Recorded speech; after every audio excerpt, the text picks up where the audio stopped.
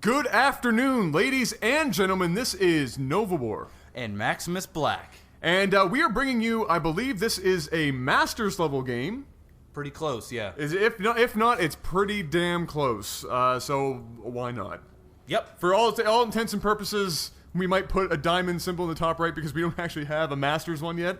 But it is a high diamond, low Masters level game. And I'm excited because the last time we did one of these, it was actually pretty fun.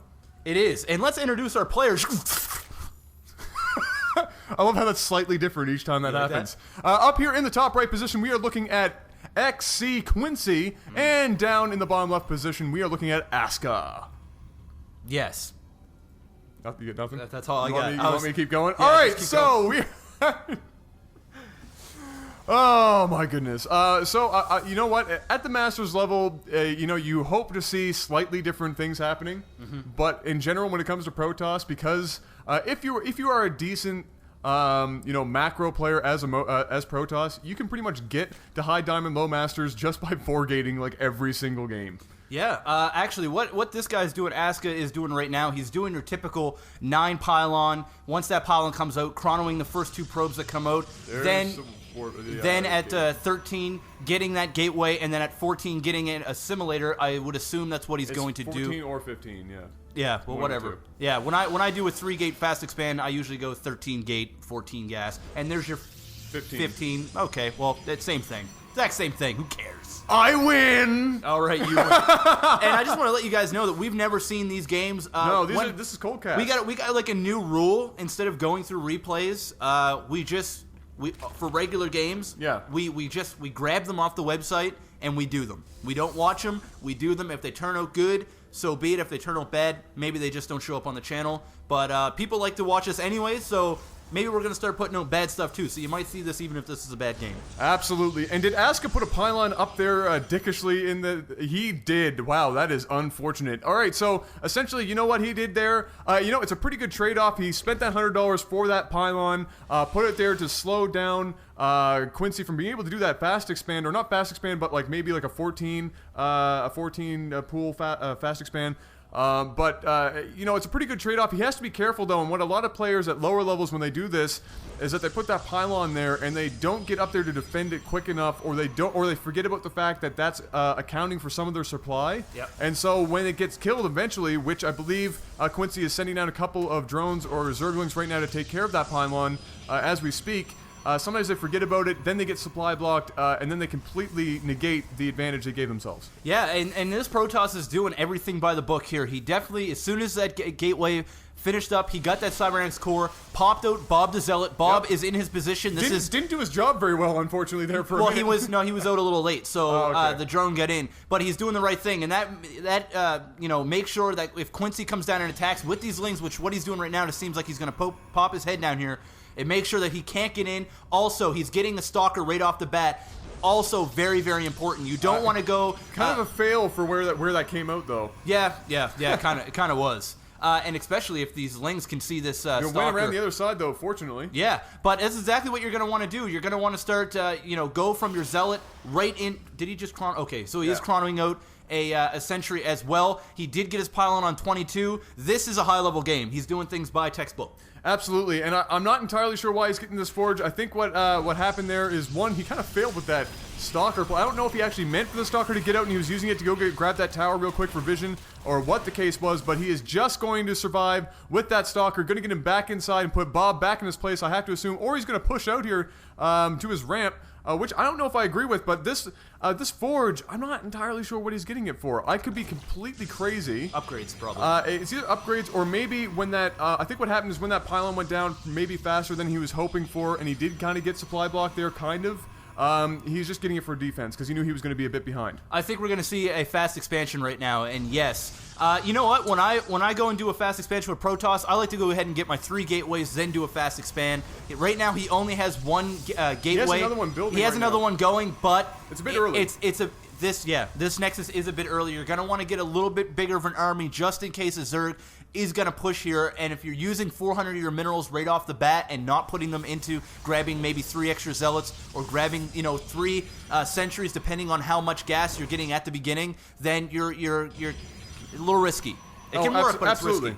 Oh, absolutely. And right now, as it stands, he's actually in not too bad shape. Quincy isn't looking like he's going to build up for any major early push. He is getting, what is that? Is that Baneling speed right now? Yep. And I believe he also just finished his Ling speed, so it looks like he might be trying to make a quick Ling Baneling push out here, maybe to get rid of that first Protoss push.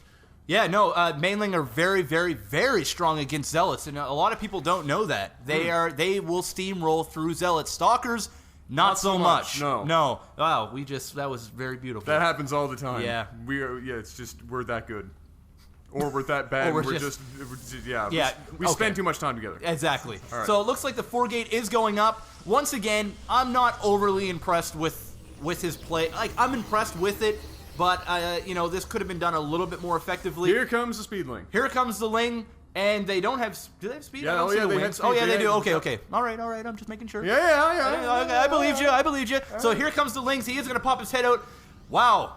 We have an Overseer over here. He's going to see what the hell is going on here. And just like I said, he is very high on gas and low on minerals, so he is going to go ahead and get a bunch of Sentry, better than just sitting on nothing. You're going to want those, and they're very good for getting up Guardian Shields and using Force Fields, especially against Speedling. If you can kind of use your Force Fields correctly, you can take out a lot of Ling with even just one Stalker and Sentries. Yeah, I think what we saw here with that pylon actually being built up there to stop the fast expand by Quincy, I think that's why the 3-gate kind of got a little off kilter. I think he was just a little bit thrown off of his build. I think he probably has a 3-gate build down pretty well. But look at this, trying to get into the back door. Oh, Baneling. no. All right, this is going to be great because he's going to get in behind here because essentially what's happening right now is Aska is creating effectively a wall. He does have Sentry there to block up that one hole left that he's going to use for his own units to get out of his base. But all he's going to be able to do is support that area. And if those Banelings get in behind this mineral line, which is probably what we're going to be seeing here very shortly, this could be absolutely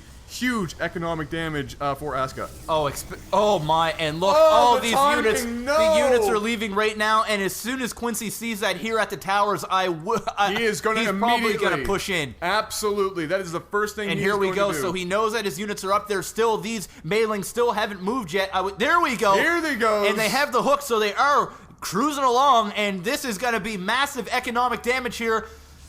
Oh, nice. Sour. I don't know if that was a completely good trade on that. He took out a lot of probes. Sacrificed a lot of those. That was a lot of Baneling. I don't think it was, it was a good move, but I don't think it was a perfect use of those Banelings. He probably didn't have to use all of them, but at the same time, still good job. Down goes that proxy pylon, going to be bringing in reinforcements. This is a lot of Sentry, going to be very effective of getting those Zerglings away from a surround if they do try and do it. There goes a couple of completely freaking useless. Oh my God! Oh, that hurt. I didn't even see where those came from. That hurt. Absolutely, it hurt, and not only that, but those were some of the worst force fields I've ever seen in my entire life. But you know what? This is not looking good. No, these Speedling are going to clean up all these units so easily. I was going to say something, and then I realized, you know what? No, this is going all the way bad for Aska. No, it's going horribly bad for him right now. And still pumping out Ling non-stop. Just saying, you know what? Screw Roach. I'm just gonna go Ling. Something I have been noticing, a lot of some of the higher level Zerg players, what they have been doing is they've actually, when they get the advantage against another player, especially like a Protoss or something like that, they immediately just go nothing but Zerglings, Speedlings, and Banelings. Yep. And they just keep the pressure on non-stop throughout the rest of the game, and eventually the other player, if it's done properly, is completely overpowered. These are probably going to be turned back into Banelings just for another. And here we go, attack. some more action up here. I don't think this is. Holy oh my Banelings! God! What the hell? Oh! This is exactly what I was talking about. Baneling just everywhere, absolutely bend Zealots over. Stick their slimy stuff right up their anuses. And why? This is a children's show. Sorry. This is. Keep it PG-13, sir. My goodness, that even made me a little uncomfortable. Quincy now getting out a couple of more bling. He's going to be able to not go in the back door again. I did not see those cannons go up, and luckily you just went. Oh, nice. That was pretty easy. But yeah, so those cannons are going to stop another one, or those pylons. I don't even know what I'm talking about anymore. But that ain't going to do anything. Well, he's going to have to go. Yes, it is going to successfully do it, and those. All he's going to do is he's going to block off the remaining area, and that cannon's going to get rid of it, and he's going to have to use them just to do what damage he could. Yeah, I don't agree with that, though. That was a horrible trade-off. I would have just ran those right away. You just wasted so much minerals for a 200 worth of pylons. Quincy is sitting on a significant amount of money. I would have liked to have seen him expand a little more. Definitely, he has the resources to do so, or at least tech up and get into some more, more expensive units. I mean, he doesn't necessarily need to. He is going to get the gold here right now. And what? Oh, another expansion. Another expansion. Well, take a look at this So here we APM. go. Take a look at that APM right now. That is a lot of APMs. His average is 232. Those are much actions per minute. Those are a whole lot. Those are a whole lot of actions. You know what? If my math is correct, and I did reasonably well in elementary school, 300 or 233 is greater than 77. Wow. Awesome. By quite a bit. Oh, we're finally seeing a Robo Bay going down here for Aska, and Colossi. Colossi are going to be coming out here very soon. Definitely a pretty good move, especially with all the Zerglings and stuff we've been seeing, but he's going to have to use sentries effectively if he is going to be able to do anything about it. God. But this is what I was talking about. A lot of these higher-end Zergs now are just doing nothing but baneling and speedling and putting non-stop pressure. As you can see, he's just going to continue to probably expand, so he has more and more larvae, and it's just going to be a constant attempt at keeping up a higher food count than the Protoss, and just keep throwing those banelings and speedlings to clean up until the Protoss has nothing left. Oh, absolutely. And just like what you said, he is getting 2 more expansions. He definitely has map control. He has obviously more economy coming in, and all he's doing is just keep applying pressure, and that's all he needs to do. And look at this, trying to get a third up, but the Overlord is down here, and I can only assume that Quincy is going to apply more pressure, keep getting that economic advantage, and just keep pounding him down to the ground until all these minerals are used up, and he has no choice but to GG out of this. Absolutely. Is that an what? I'm sorry, I'm so bad with Zerg stuff. Is it? No. Is that Infestor? Yes, it's that is Infestor. Yes, okay, so we do have Infestation Pit. I'm not completely insane. Is going down. Thermal Lance is going up, and upgrades for both players are in fact happening right now. We are seeing attack and armor for Quincy, but just attack for Aska, unless I missed the armor upgrade earlier, although that would be very strange to reverse the order of that. And there is the first Colossus. Now, this is going to be very interesting at this point, because against that Zergling and Baneling army, you can survive if you force field properly. Not if you throw. Not if you do that. What are you doing? No! Oh my gosh. Decent force fields there, but still leaving a hole wide open. That's what she said. And ooh, there goes some more probes. Boom goes the dynamite. Sour about that. And up goes the Spire, and up comes a DT. Wow, this. How do you beat this? How do you beat it? How do you beat this? You this have, is like I was insane. saying, you have to use sentry force fields incredibly well. You have to keep them at bay, stay away from open areas. You need, if you're going to use Colossi, you need to be able to funnel those units and force field and keep them at a distance and let the Colossi do the damage, because against Baneling, 1 or 2 Colossi are going to be absolutely terrible damage against them, and you'll be okay. But you have to hug the walls in this map, make your way up slowly. You can't make head-on pushes against this much Baneling and Zergling, especially if you're going to do nothing but Sentry and Colossi. Yeah, I'm surprised that Quincy actually hasn't come down here and killed this. He has the means to do so. Also, one thing that Aska is doing fairly good is he is keeping up a wall here. This is what you're going to want to do, especially with those Speedlings and those Baneling coming in over and over and over again. This will give you a small window of opportunity to chuck up some force fields and, make sure that, your units are there 1 second and then they're gone the next. It gives you that split second to be able to chuck out those force fields. He is doing a decent job at keep building up on those sentries.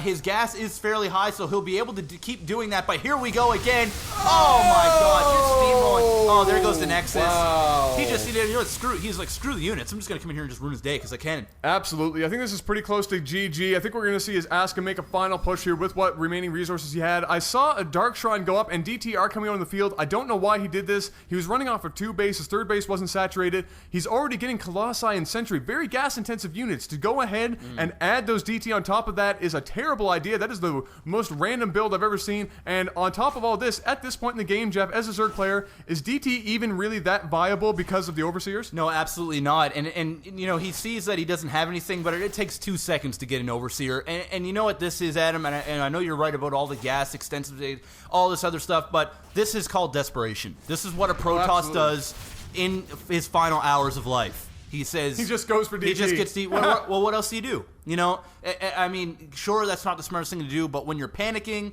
and when you have nothing else and you want to maybe buy yourself some time by getting these units off your ass for a second, you go ahead and get a couple DT, but, you know, what is this doing to him? Absolutely nothing.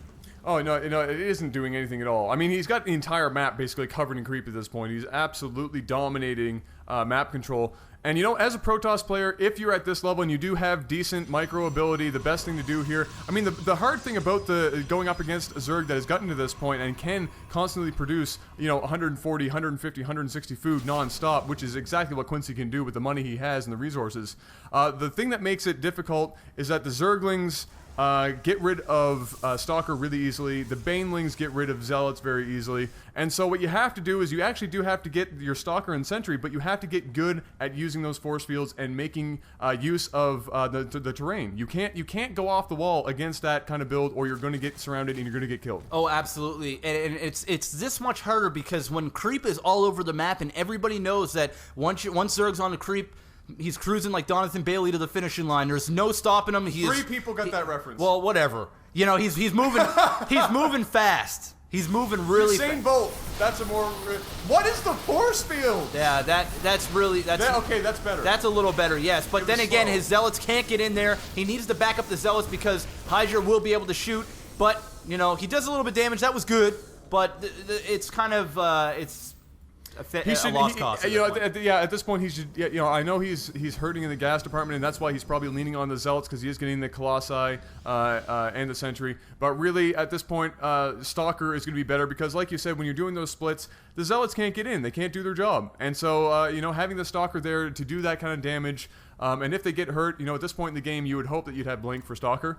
That's going to be your biggest asset. 18 Muta now on the field. Oh! You know what? One thing that I'm going to add about Quincy's play, not only is he vicious with just straight aggression, his macro is incredible. The guy has had so many minerals, and he's been spending it like crazy. Absolutely. I mean, it's not perfect, but it's really, really good. Look at his hotkeys. He's got each one of his queens at his mains hotkeyed up, and these Muta were just taking a bit of a punishment. That's going to go all the way bad. But these Colossus are going to go down. Once these Colossus are down, these Hydra are going to come in here. But this is a perfect counter. What you want to do against Hydraless, Zealots, and Colossus will just steamroll through them. But there's the GG. Way too much. Wow, that was an intense.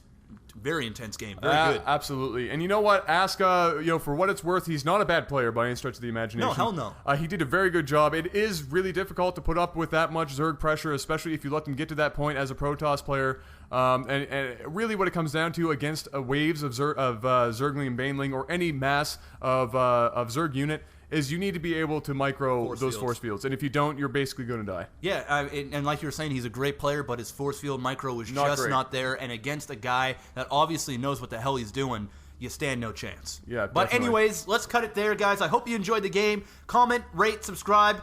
And what else we have going on here really quick? Also, go subscribe to our solo channels. Definitely. I have my my Let's Play Random series going, and Jeff has his non-stop, hilariously, I don't even know what to call it, Minecraft channel. He doesn't know what he's doing. That makes it all the better. Yeah, So go check that out. And we have new t-shirt designs up as well, so go check that out. And for now, this has been Nova War. And Maximus Black. We'll see you guys soon. Peace out, guys. Peace.